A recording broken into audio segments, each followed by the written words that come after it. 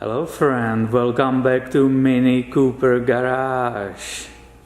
Here you can see 2006 MiniCooper hatch, and this one runs perfectly, but there is one little annoying thing which I want to share with you. And it's that thing that anytime I open the hatch, right, it doesn't stay up and it keeps falling down, unfortunately. So let's go together, look in this video what's the reason for that. When you open the hatch on your Mini, you can see immediately, right?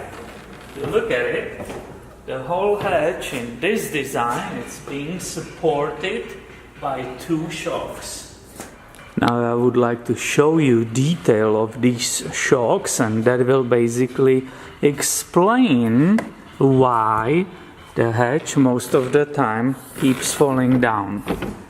Right? If you look with me here on the detail of that area, you see like dirt and some kind of fluid, right? It's all messy. Let's go and look on the other one, the other side.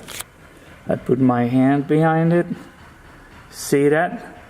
And this is basically explaining what's happening in this case, and it tells us that these shocks need to be replaced. If I will try to close it, you can actually see both parts together here. You can see all that mess, and the reason for it is that the oil which was inside of these shocks, by the time when it aged, right, the oil actually leaked out through the seal which is inside right here. That's why we see all this mess, and basically the only way to deal with it is to replace both shocks.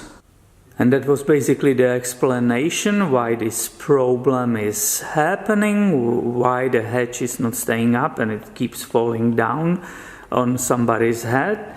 I will go ahead and order both shocks, and in different video will show you how to replace them.